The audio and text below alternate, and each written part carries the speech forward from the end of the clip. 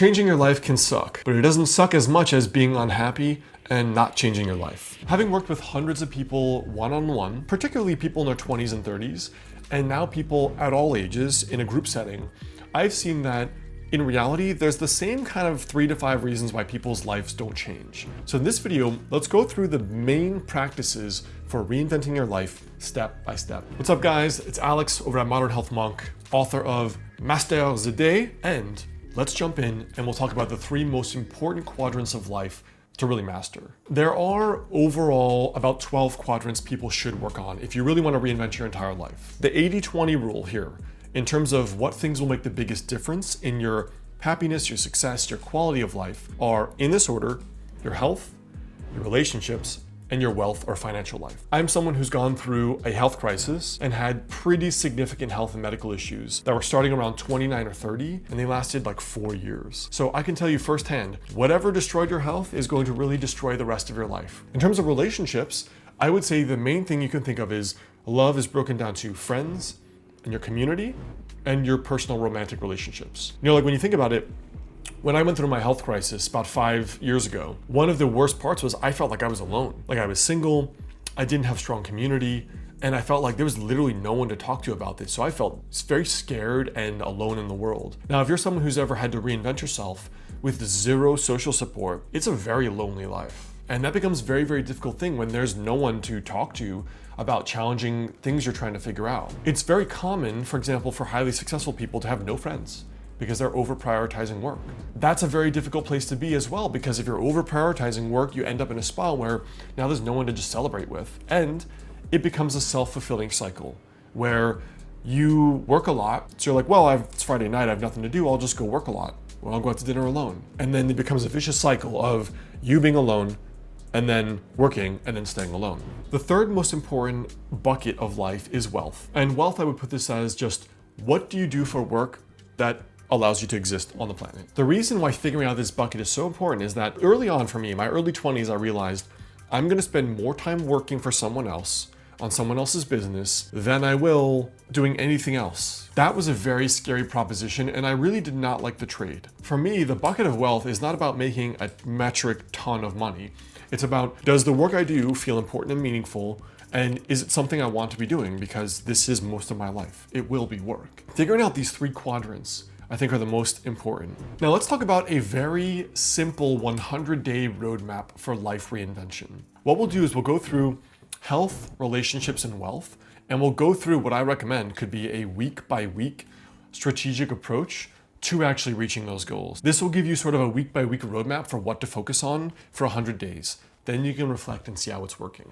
So now let's talk about, for example, 100 days of reinvention. And we talked about health, we talked about wealth, career, and then we talked about relationships. And then I recommended, let's say we have week 1, week 2, week 3, week 4, because we're doing 12 weeks, right, about 100 days.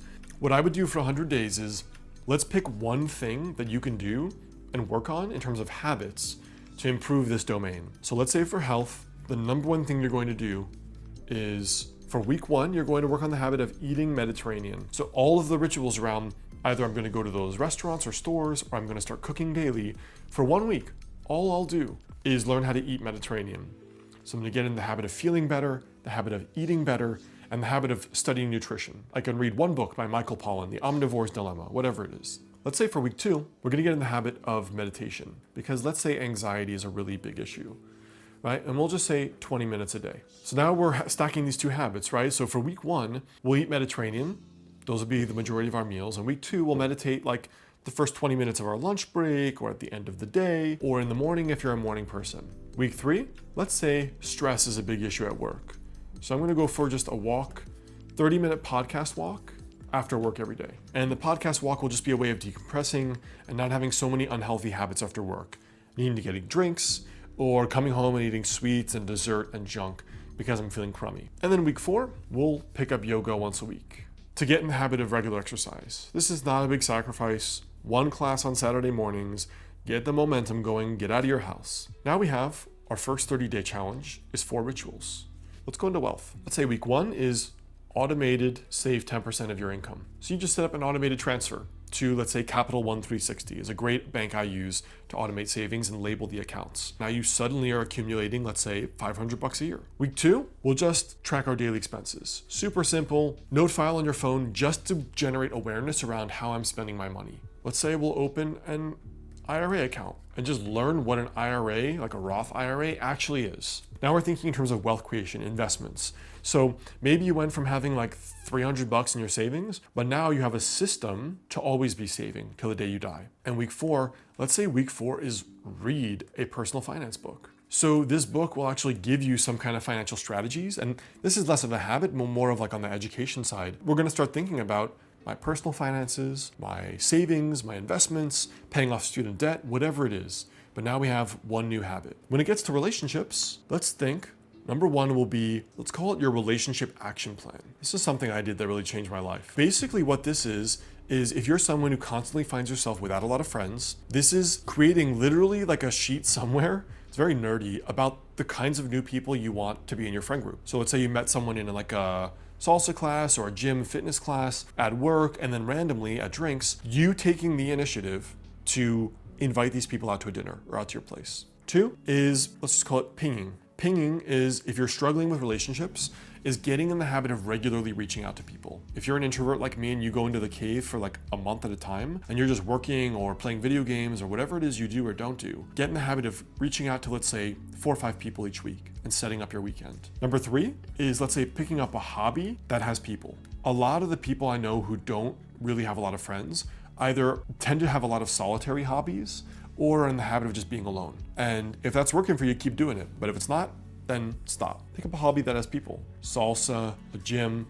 whatever. And then number 4, if one of your goals is romantic and you're, let's say, a dude, ask a girl out, all right? It's kind of funny that I have to put that there, but I know a lot of guys who are good guys that are just too nervous to ask out a girl they're attracted to. They feel weird, they don't have the social skills. Ask a girl out once a week. So this is like a sample 100-day plan for reinvention. And this is exactly what we do inside my Reinvent Your Life program. It's a whole year of this. It's friggin' awesome, because if you're rebuilding, why don't I just give you the exact roadmap I would recommend?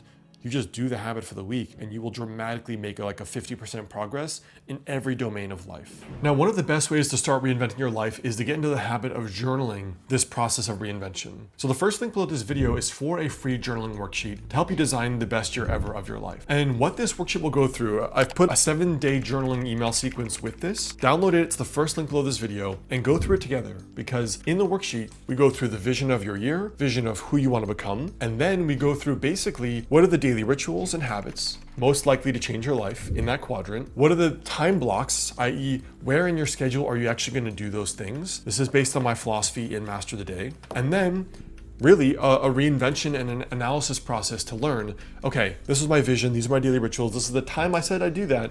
Did it work to reinvent my life? So check it out, it's the first link right below this video here. Now I wanna give you 2 other final important questions that I think are really, really essential here. When I think about journaling and the direction I want my life to go in, I think about 2 fundamental polar opposites. One is really, where does my life suck the most?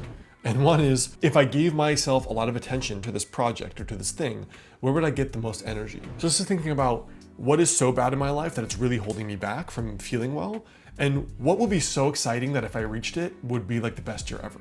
That's the way I think about these things. Where does my life suck the most? Looking back through my life, I've had really bad health problems, anxiety and insomnia. And when I wasn't sleeping well, I was basically non-functional for work. So I had to focus on sleep and my health habits. Another example was, I felt like I was doing well in career and I had some friends, but if I had just like a girl I was crazy about, my life would be complete. Another part of my life, another phase, I was just thinking, you know, if I just made an extra $1,000 a month, that would give me so much buffer in my schedule financially that I would be able to quit these other jobs. I wouldn't have to stress, and I could take that trip to Europe every single year that I wanted to do. You know, basically I was thinking, what parts are really holding me back? And that can be a really useful journaling prompt, because where life is really deficient is really an important area to think about, because it's like cutting the ball and chain so you can just kind of soar. The other bucket is, what projects or experiences or things would be so exciting for me that it would change my life? It could be like writing a book, self-publishing that book you've wanted to write. It could be starting the YouTube channel and basically trying to see if you get to like your first 1,000 subscribers. All of these little things are based on a spectrum of what do I hate so much that I think about it constantly versus what's exciting me so much that if I did it, I would be so proud of myself this year. Thinking about things in that domain often can be really, really powerful and really, really helpful. So my challenge to you is to figure out which of these 30-day challenges would be the best way to start first. What would my 30-day challenge right now be? Would it be start my YouTube channel? Would it be I've really got to work on my sleep patterns or my health or stop drinking coffee because I'm obviously not doing well? What would it be? Give a 30-day challenge to yourself, because that is going to be the starting point of really your life reinvention and making things much, much better. One really cool program that I launched in recent years is just called the Reinvent Your Life 1-Year Success Program. This program is basically for an entire year. We go through 12 domains of life. Each week will be a video and an affirmation designed to give you a weekly challenge. This is what your mission is for the week regarding setting your goals. And every week for a year, you're getting a mission like that. And we have a private community designed to help you reinvent yourself. It's my absolute favorite program. It's so cool. It's the exact process I did to reinvent my life. The link below, the second link, is for the Tribe waitlist. So we open it typically once every few months or occasionally once a month where you can enroll and actually join. Right now it's not public enrollment because when it opens, I will let you know and you'll be the first to be notified. And then don't forget, I have another great video on how to reinvent yourself right up here. We'll go into more specifics and other journaling exercises.